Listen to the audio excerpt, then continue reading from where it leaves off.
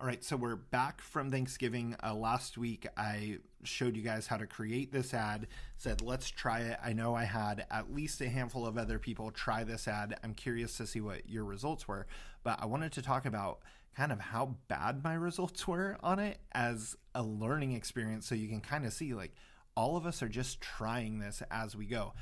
Now, although this was bad, I wanted to kill it. It was a 5-day ad. I wanted to kill it off about 3 days in because I wasn't really receiving leads from it. But I decided to let it run through because I want to show you the exact numbers I'm looking at to tell, okay, I know this one didn't run well because my cost per lead was about between $12 and $13, which is really high. But I want to show you how I'm going to use these numbers here to learn what to do next time, like what to expect and then what to do next time. To improve our results. So our different columns here, we have cost per thousand. How much money does it cost to put this ad in front of 1,000 people? Cost per click was how much money did it cost to have someone actually click, let's see, when they click on this sign up button, how much did it cost to get people to click on that?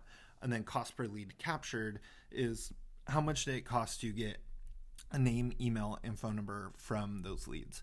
Now, here's the thing. This I like to see certainly below $4, but really as close to $2 as possible, maybe $2.50. So $12.50 is well beyond.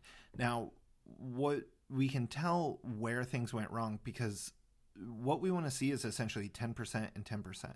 So 1538 impressions. So for the 1,500 people that saw it, I hope that 10% of them clicked on it. And that definitely broke down.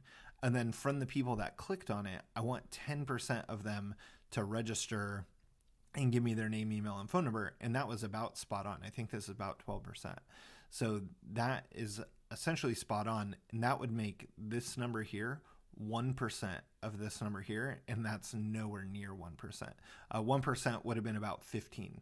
So where I should have expected about 15 leads, I ended up with 4. So let's talk about these different numbers and how they actually interact. So when this is spot on like this, it means that when the person clicked on it, they were essentially expecting that registration form and going through to register. Now, if they're not expecting to see that form pop up because we didn't use like a clear call to action, if they're not expecting that form to pop up and all of a sudden it's saying, hey, give me your name, email, and phone number, they're backing out. That's where you see this drop below that 10%. Now, if you're well above 10%, so you're getting 20, 30% click through or registration rate, if you're getting 20 to 30% registration rate off the clicks, then you gave them, like, they were definitely expecting to get that, and they knew that was going to be such a valuable information. They had to give you a name, email, and phone number. But this is where our breakdown was. So 1,500 people saw it, but only 34 people clicked on it. So let's look at the ad again and figure out why that might have been. A lot of times it's because you don't have a clear call to action. So they see the ad pop up, but there isn't anything telling them to click sign up. However, I have click sign up here because the button is sign up. Click sign up, click sign up. There's enough telling them to sign up, so that's not the problem here.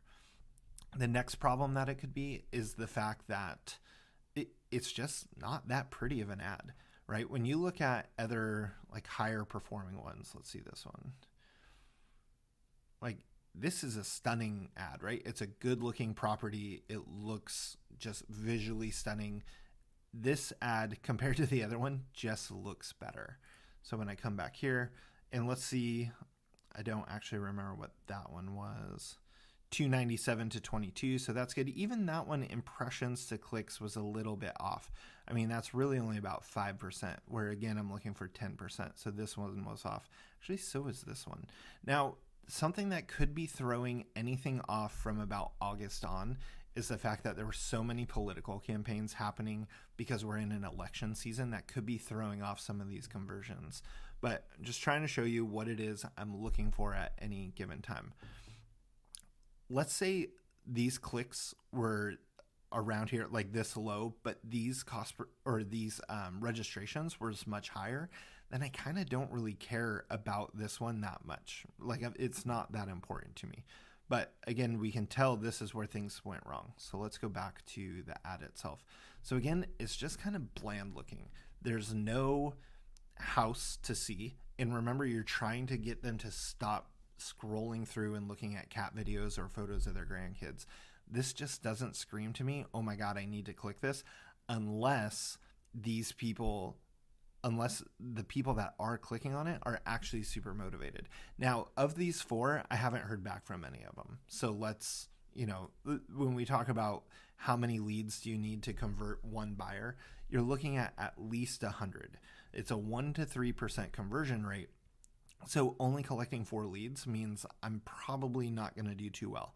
Now, another person, I forget their name, but they had commented on it saying that they had received 3 leads, or I think it was 4 leads. 3 they hadn't heard back from, but the one they did hear back from was a buyer seller, unrepresented and ready to go. Kind of exactly that dream person that you're looking for. So it could be that these are actually higher quality, going for quantity over quality, or quality over quantity, since this isn't something that was very enticing. This is the same thing that I talk about when people run ads that say, how much is your home worth? Very unlikely that you're going to capture a lot of ads through it, or a lot of leads through that kind of ad, but the ones that do capture might be a higher quality versus a higher quantity. So just something to look for. Anyways, I hope that helps to understand, that all of this is trial and error. We're all trying this together.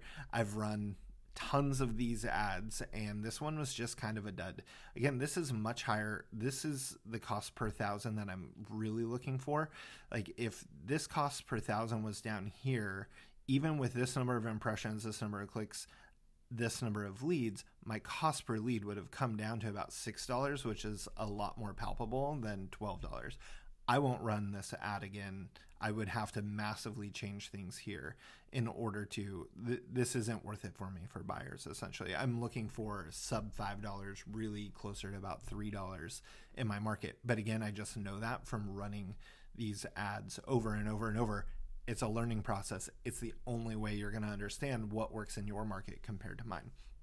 Anyways, if you ran these ads, reach out to me. Let me know. I'm curious if you could screenshot this piece for me right here where I can see these numbers. Screenshot that for me. Let me see what you got, and I will help you out, figure out what worked, what didn't, and what you can improve next time. And we'll just do a few more of these. Well, next one, we're going to run a property ad again and see what the difference is between running a property like this one versus running a very generic buyer ad like this one. So again, reach out to me if you have any questions, and we'll talk soon.